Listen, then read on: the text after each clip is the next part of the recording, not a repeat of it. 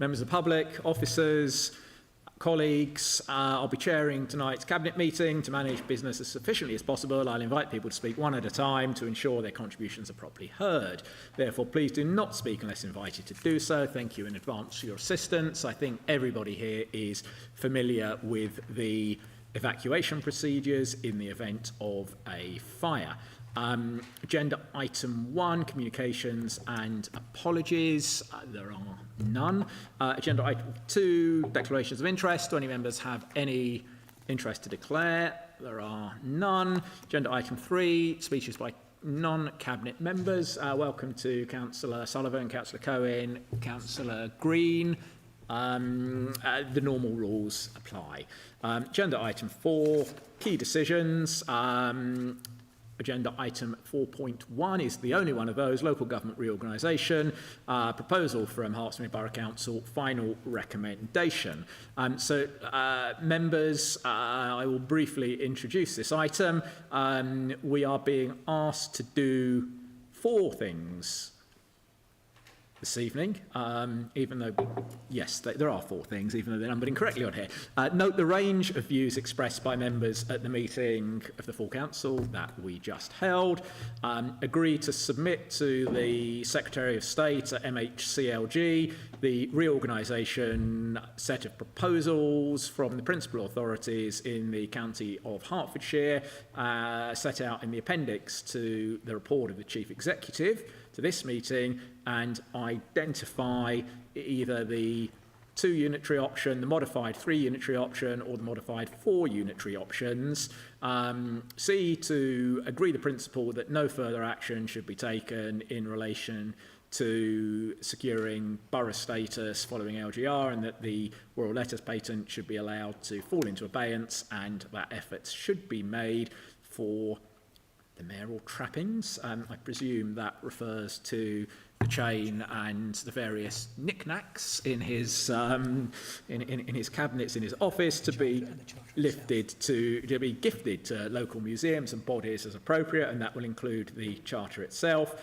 And finally, to delegate authority to Chief Executive in consultation with myself to authorise and make any minor modifications required to ensure that the proposal is compliant with our decision this evening, to instruct the Herts County Council Chief Executive in their capacity as the lead officer of the Herts Leaders Group, which isn't made explicitly clear in the recommendation, but that is the capacity in which it will be happening, to indicate Hertsmere's preferred option within the joint submission, and finally to authorise that Chief Executive to submit the proposal. Now, obviously, we have had a very long and detailed debate this evening in which almost all Cabinet members have spoken. So what I'm going to do, a slight departure from procedure, so I'm going to invite comments from visiting members first, as we normally do. I'm then going to ask the Cabinet members who didn't speak in the main debate earlier if they would like to make a contribution. I'm then going to ask other Cabinet members if they would like to say anything different or additional to their existing expressions of support for the 4 unitary option and everything in the recommendations here, because I recognise the lateness of the hour. The public have seen that we have sort of done this debate in detail. They've seen very clearly what the lie of the land is, and I don't want to waste anybody's time. So, visiting members, Councillor Sullivan. Thank you, Chair, and you'll be released to know that I've only got some very brief comments because I thought the previous meeting held, we had a really quite robust, balanced and fair debate. But I do want to reiterate some concerns that were held cross-chamber, which has included whatever option you decide today be about localism, that you consider the costs, that voices are being heard, that we support our vulnerable, and that we have accountability and understand efficiencies. It's also important to note that we understand all options hold balance of a weighing scale, cost of services against whether they could be delivered, voices balanced against decision making, so we understand it is a very fine balance. Post tonight, whatever is submitted by county and then ultimately decided by the government, it's up to us all in the future to ensure whatever model is chosen, that it's delivered, and it's delivered with as least disruption to residents, with their voices feeling heard, and that they understand the journey that they're on, and that they see service improvements. There's a lot of work to do, and work that we will do as opposition, because even though we don't agree with the process, we believe in the rights of residents, and we work for them and with them. And scrutinise isn't negative, it's necessary. I also respect your advocacy and desire to meet the challenge. And I think my last comment will be, your vote tonight isn't the end, it's actually just the beginning, and all the hard work starts now on how this goes through to fruition. Thank you. Thank you, Councillor Sullivan. I agree with absolutely everything you've said, particularly the point about the imperative to move into delivery mode at pace. Any other comments from visiting members? No, I'm now going to ask Councillor Richards and Councillor Oakley. Councillor Richards. Thank you, Chair. Despite previous comments, potential for local government reorganisation is absolutely the most impactful topic in a generation. This, though, is not going to be my most impactful speech. The reason I say this is that ultimately central government will decide the shape of LGR in Hertfordshire. It's clear that there has been for some time a need to simplify local government. This, together with true devolution of powers, must be the driver of LGR, not pure cost savings, because those cost savings are merely theoretical until proven through lived-in experience, and that is a long-term return, not instant. What has given me encouragement within the borough is that, broadly speaking, I've seen few divisions within how the council staff are approaching this time-consuming exercise, and I thank them immensely for that. And we must, as a council, position council staff for as many of our council staff for a role in whatever shape local government is decided by central government. Where we as cabinet members should play a role tonight, this shouldn't be a box-ticking exercise. We need to actively listen to concerns of residents and play those back. A resident, business and community-based approach is paramount. And I need to emphasise that for us as Liberal Democrats, our values are based on localism, the belief that decisions should be made at the closest possible level to the people they affect. And on the subject of a town or parish council for Bushy, further to Councillor Amron's call to arms, it's already been made. That call has already been made by Bushy Forum, which we fully support. And if there are any Bushy residents listening, please do search online Bushy Forum where you'll find the petition, which can be printed out. 4 smaller unitaries will keep councillors more accessible and connected to their communities. Residents deserve representatives who understand their streets, their schools and their priorities, not remote authorities that feel out of touch.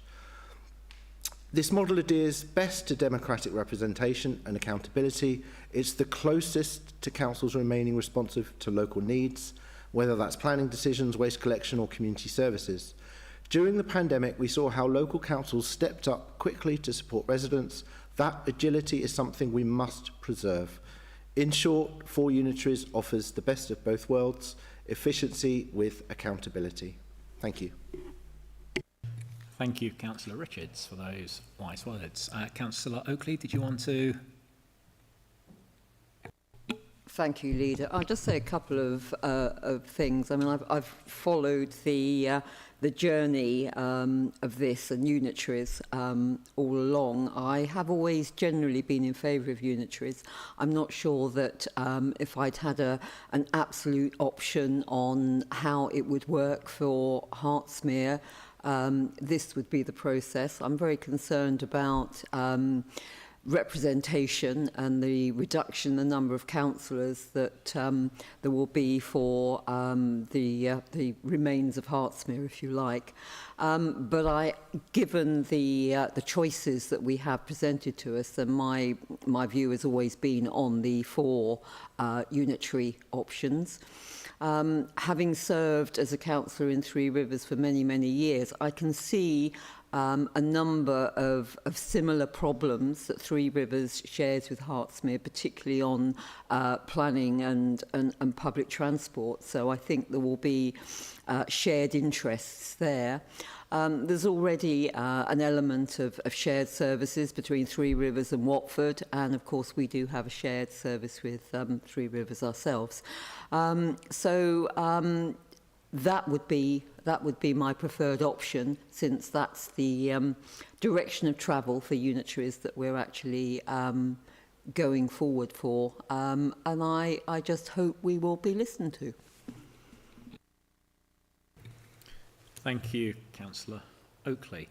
It was a former Secretary General of the UN, I think it was Boutros Ghali, who was explaining to a group of schoolchildren why the General Assembly can take 5 days to debate one sort of relatively small resolution. And they said to him, but surely after day one, everything has been said. And he said, yes, you're right.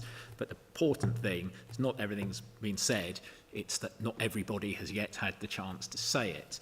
I'm going to work on the assumption that everybody else in the room has had the chance this evening to express their preferences and say what they need to say, but I'm going to give them the chance to have a final additional word nonetheless. Councillor Gray.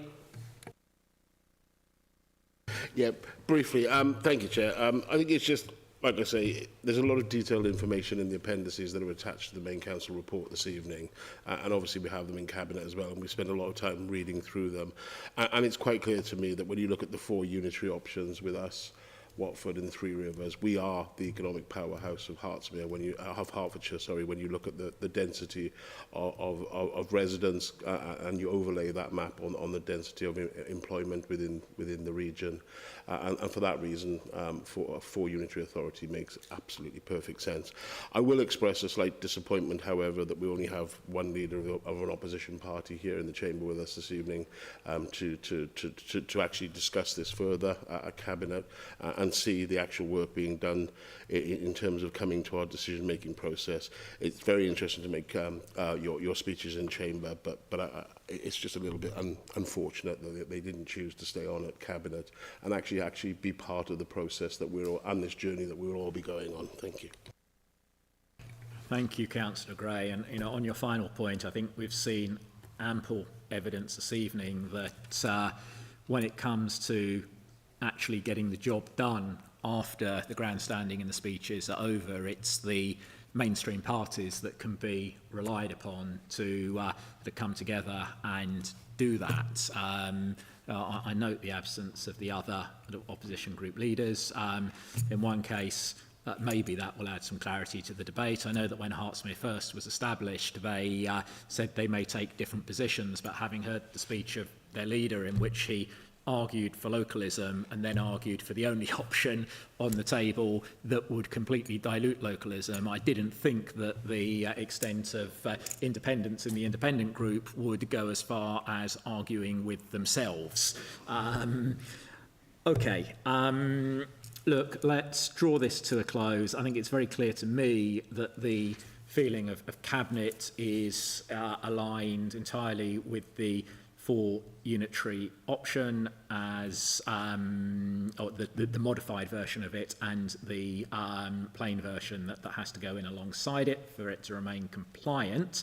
I think that I would also like to add at this stage our thanks to officers, and a number of you are here this evening. I think we do recognise that not only has this process added a huge strain to your workloads, but it's also something that, particularly at senior level, potentially has sort of life-changing career impact, and it must be incredibly challenging to work as incredibly efficiently and effectively as you have under those circumstances. We have put in place a detailed and robust internal communications mechanism with officers. I think they'll all be receiving letters, emails and video messages literally over the next few hours, pretty much in real time, setting out the decisions that have been made and the various consequences of them. I think that was important to say this evening, and also to express particular thanks to the